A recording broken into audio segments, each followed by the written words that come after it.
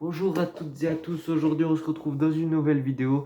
Voilà, aujourd'hui on va faire un récapitulatif des matchs amicaux qui se sont déroulés durant cette pré-saison.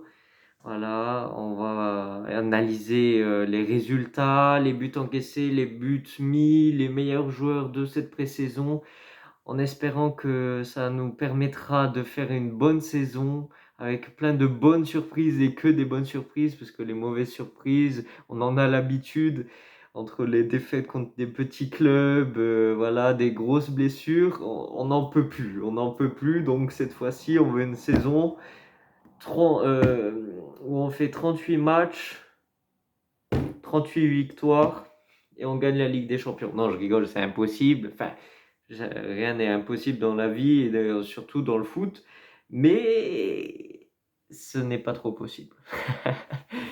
Donc on commence, premier match contre l'Umezzane où on a gagné 7-0. Ensuite, match contre le Real Madrid où où on menait 2-0 et on s'est fait remonter 3-2. Ensuite, match contre la Juve où on a fait 2-2, on a perdu au penalty. Barcelone, on a perdu 1-0. 1-1 contre Monza et on a gagné au penalty. Trento, on a perdu 1-0. 4-0, Étoile Rouge Belgrade, Étoile Sportive du Sahel. Et on a gagné 4-2 contre Novara hier. Donc au total, si je suis bon en maths, on a mis 20 buts et on s'est encaissé 10 buts en 8 matchs. C'est-à-dire qu'on se prend plus d'un but par un match et c'est pas bon du tout, c'est pas un très bon signe. Même si, bon, certaines fois on a joué avec la seconde équipe, en soi, c'est pas bon du tout. Et on a mis 20 buts, voilà, 20 buts, c'est une bonne moyenne en soi, ça fait un peu plus de 2 buts par match. Du coup, c'est cool. Après, c'est bon, on a joué, là on a marqué le plus de buts, c'est contre les petites équipes genre Novara, Étoile Sportive du Sahel ou Lumenzane. Sinon, contre un club de Serie A, on a fait 1-1, Monza, ça c'est très inquiétant. 1-0 contre le Barça, bon, c'est le Barça. Et Juventus, bon, on a mis 2 buts, mais c'était 2 buts sur coup de pied arrêté. Et on s'est pris 2 buts sur coup de pied arrêté. Et Lumenzane, enfin non, déjà contre le Real. Enfin, on menait 2-0, on avait prouvé quelque chose, mais on s'est fait remonter avec des erreurs individuelles. Donc, quels sont été les joueurs qui m'ont plus impressionné durant cette pré-saison? Déjà, la grande surprise, c'est Reinders, le joueur arrivant du championnat néerlandais de l'AZ Alkmaar. Voilà, on le connaît. Enfin, moi personnellement, je ne le connaissais pas. Je ne le connaissais pas. On l'a acheté pour aux alentours de 20 millions d'euros. Je me disais, wow, c'est beaucoup pour un joueur enfin, il sort de nulle part, quoi. Et au final, il a prouvé qu'il avait du talent, ce petit, hein. Enfin, ce petit, je sais pas combien il mesure, mais Reinders, il nous a bien surpris durant cette pré-saison. Bon, dommage qu'il a pas marqué contre le Barça, il a loupé un but devant les cages. Bon, là, j'étais dégoûté un peu. Et bon, il a tiré un coup franc aussi de travers contre le Barça, je crois. Mais sinon, en soi, il a prouvé des bons trucs. C'était contre qui? Contre Monza ou je sais plus contre qui c'était? Contre Monza ou contre, non, contre Monza où il a fait un sombrero. Et là, à l'entrée de la surface de réparation de Mike Maignan, il a fait un sombrero où il a lobé l'adversaire et après il a fait la passe à Loftus-Cheek là et c'est parti sur une contre-attaque. Bon, elle s'est pas concrétisée. D'ailleurs, il faut qu'on s'applique là-dessus. Mais voilà, il nous a bien surpris. Alors, le deuxième joueur qui nous a bien surpris, c'est Ruben Loftus-Cheek, bon déjà pour ces 3 buts qu'il a mis contre l'Étoile Rouge du Sahel, l'Étoile Rouge, l'Étoile Sportive. Qu'est-ce que j'ai avec les Serbes de l'Étoile Rouge de Belgrade? Il faut que je les laisse tranquilles. Euh, du coup, Loftus-Cheek, bon, c'est pas juste parce qu'il a marqué ses buts, le triplé en soi, ça veut rien dire. C'est contre une équipe faible en soi. Bon, c'est le champion du Tunisie, mais bon, pour tout le respect que j'ai pour la Tunisie, c'est pas un des meilleurs clubs, enfin un des meilleurs championnats européens, il y a rien à dire là-dessus.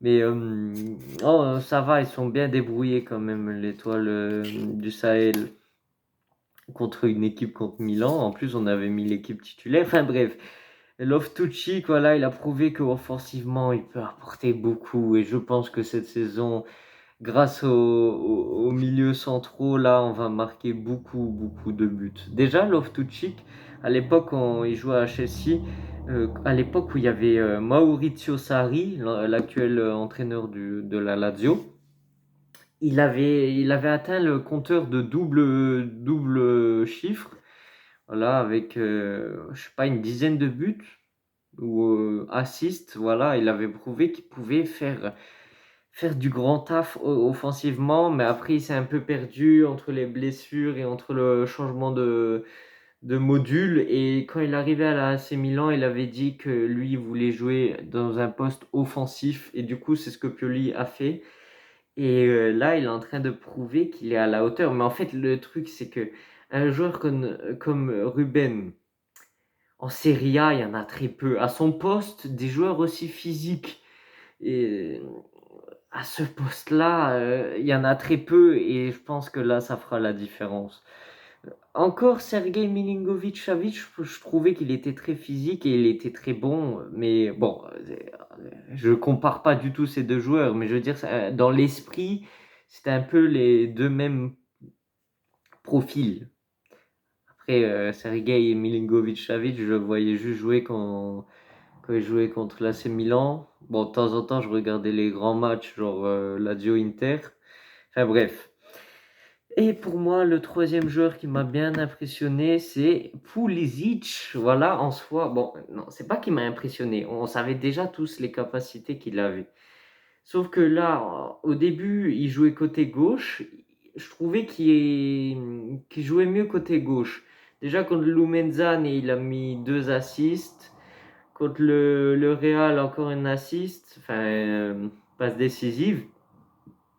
Là, contre l'étoile rouge du Sahel, l'étoile sportive du Sahel, il a mis 2 assists. En vrai, je pense que cette saison, il peut aller en double chiffre, genre une dizaine de passes décisives sûres, à coup sûr. Entre les corners qui s'est bien tiré et sa précision au pied durant les phases d'action, les phases de jeu, je pense qu'il peut faire la différence. Du coup, je suis super content pour l'instant du mercato qu'on a fait. Euh, du coup, qu'est-ce que je voudrais comme équipe là, lundi prochain contre Bologne?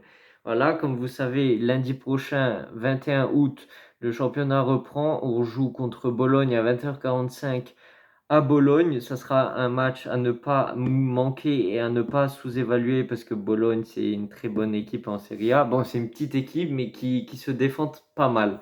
Donc, moi, l'équipe que je mettrais en place, ça serait déjà Mike Maignan sûr, c'est logique.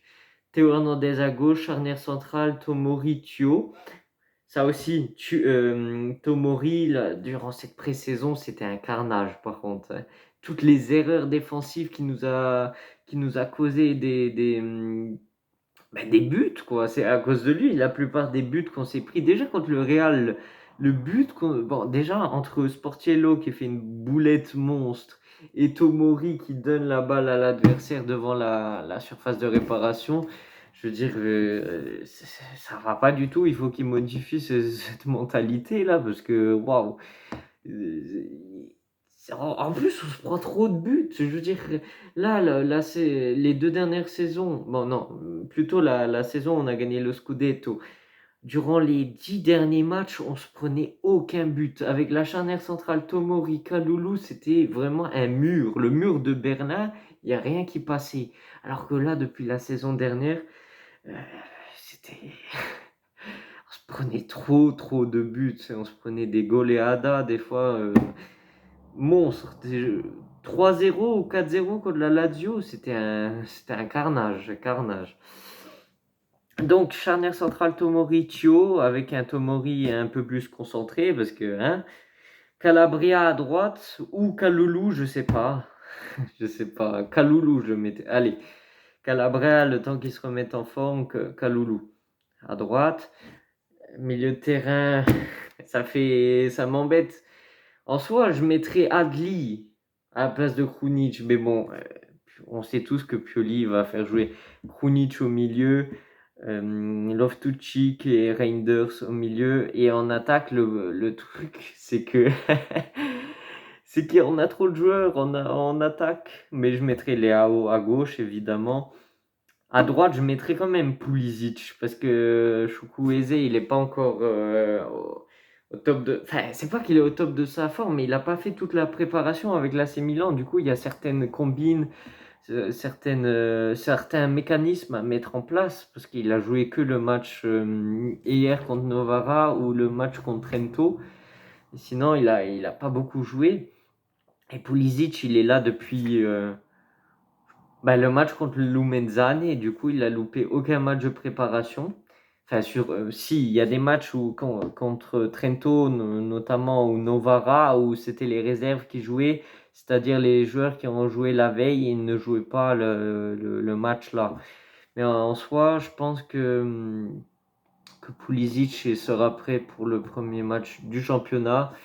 Et Giroud en pointe. Du coup, dites-moi ce que vous en pensez dans les commentaires. Je pense que j'ai tout traité. Voilà, Sportiello, ben, il a fait une boulette, mais en soi, après, c'est bien rattrapé. Mais de toute façon, c'est le deuxième gardien, puisqu'on croise les doigts qu'il jouera jamais en Ligue des Champions ou en Serie A, parce que ça voudra dire que Mike Maignan sera blessé. Et ça, déjà que contre l'étoile sportive du Sahel, Mike Maignan, à un moment, il s'est touché la jambe gauche, il s'était fait mal. Moi, j'étais là, j'étais en panique, hein. Mais bon, au final, on croise les doigts, on touche du bois, ça s'est bien passé.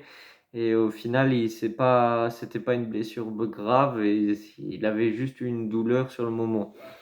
Du coup, n'hésitez pas à me rejoindre sur Instagram aussi pour louper aucune vidéo. Voilà, je mets du contenu de temps en temps.